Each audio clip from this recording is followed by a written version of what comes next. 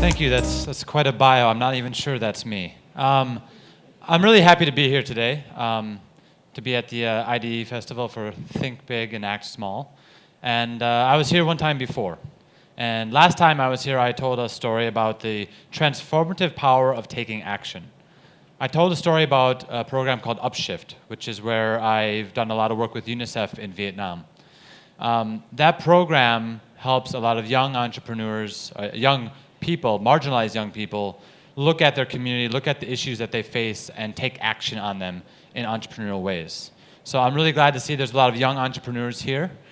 Before I really begin, are any of you under 24 years old?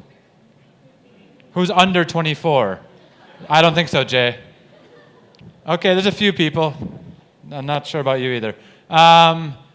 So this is the age group that I deal with. So last time I told you about Upshift. At that time, there was about 2 to 3 countries that were doing Upshift. We were focused on skill building and entrepreneurship, social entrepreneurship for marginalized and disadvantaged and disabled youth.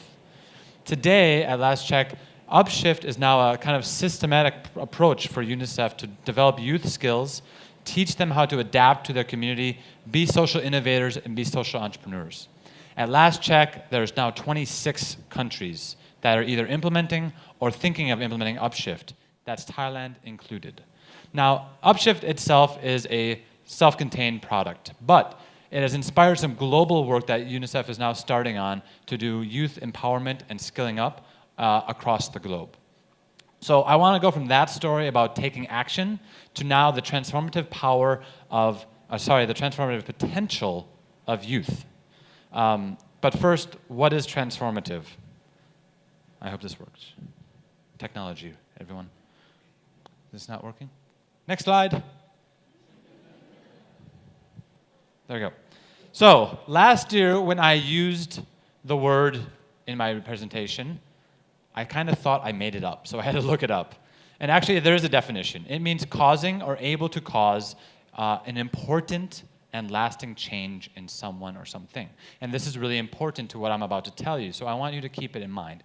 Important, which means life-changing, and lasting, which means it's not just when you're in the program, it's not just 3 months later, it changes and it keeps you changing, keeps you advancing. This is really important to what I want to share. Right now, these youth I'm talking about, 10 to 24 years old, there is 1.8 billion people in this age group worldwide. Okay? So for everyone in the room, we're going to take a big global approach. We're thinking big. Okay? Global. We're not in one country, we're all around the world. 1.8 billion people in this age range. That's more than ever before in the history of the world. That's a big statement, but this is kind of obvious because there's more people in the world than ever before, so it makes sense. But what's interesting is they're growing faster than the cohort from 0 to 9 years old as well. So 8.3% growth between 2018 and 2030. That means there's more than ever, and there's more coming into that cohort than ever before as well. So there's a lot of movement for youth. And that is why I want to talk about the future of work, since we're here talking about it with MIT as well. They say, this is the World Economic Forum data, they say that 65% of children entering primary school right now will work in jobs that don't currently exist. 1 billion young people will enter the global labor market in the next 10 years. And 9 out of 10 of new work opportunities in developing economies will be in the informal sector. These are incredible numbers, right? We have young kids who literally cannot know what job they will do when they grow up because it may not exist yet. We have young people, 1 billion more of them coming in for jobs. And we have people who need jobs, who need good work, being in the informal sector, which means gig economy, it means maybe undocumented, maybe no benefits. We've heard a lot of these issues today with all our teams here.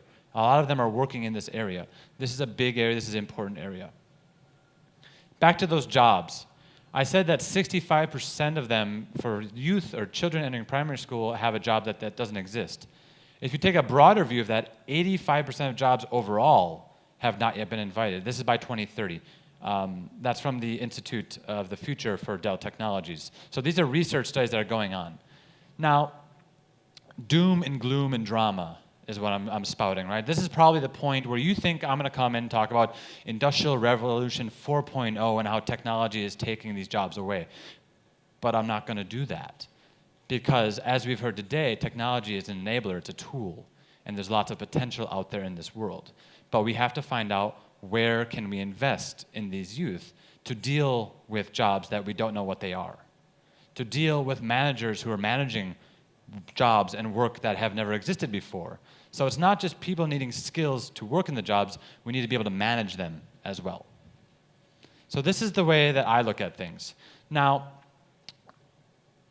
in my work with UNICEF, I've seen how governments and the UN and other organizations invest in youth, invest in children. From 0 to 5, we invest in survival. We invest in health, we invest in vaccines, we invest in the parents, we invest in early childhood development to make that child be able to reach their cognitive potential. From a macro level, from a global level, that means that when that child grows up, they can contribute productively to the economy. This is what the investment is for. As we get older, as we get to 10 plus, into the adolescent range, that investment changes. We don't invest into health as much. We don't invest into development of sorts of the same way. But we do have to invest in the youth themselves. If we do not invest in them, the outcomes will be much worse, right? So in the work with UNICEF at the global level, we're looking at a few areas on that. We look at investing in secondary education. How does that evolve over time? We look at quality education for the future, skill development, a lot of these issues that we've heard about already today. And we look at empowerment for girls and every gender, of course. So the question that I want to ask is, what exactly are we investing in this area? We just talked about 3 priority areas, but that's already still very broad. So I told you as I talk about potential. So we're investing in the potential of youth. So how do we make this investment? I went and I looked, how do we define potential in humans? So we're looking at human resource development now. I looked at one definition of human potential for corporates. Adaptability, drive, cognitive abilities, intrapersonal, and interpersonal. So I was looking at this, I was reading the categories, reading through this paper. Openness to learning, change, flexibility, innovation, desire to lead, discipline to follow through, dealing with complexity. This sounds like a great employee, potentially a great person to lead a team. But what struck me is, this is also a very similar definition as I would give an entrepreneur, right? Innovative, creative, driven, constantly learning, constantly adapting, right? Being empathetic with others, understanding your market means a person-to-person connection, understanding what they need. So what I saw is we want to invest in the potential of youth, but then when we define potential, we actually are looking, to me, a lot like we're investing in entrepreneurial skill sets for youth. So then the question for me is not, how are we investing? Not where we are investing, right? We invest in schools, we invest out of schools, we invest in technology. These things all make sense to me. The question is, how do we combine them with having all these young people who have an uncertain future and they need to approach it? So to me, I have a very simple equation that I think we can look at together when we design our projects for young people, when we design our businesses. What are we investing in? How are we investing? I want to see us invest in entrepreneurial skill sets. Not everyone is going to be an entrepreneur, but everyone can deliver on what their goals are, like an entrepreneur would. Be driven, adapt to change, take what the world gives you and make the best out of it. Because we don't know what the future will bring, but we know you're going to have to be skilled in order to do it. So we take youth, we have entrepreneurial skills, we bring them together, and we have important and lasting change. And that is transformative. Thank you.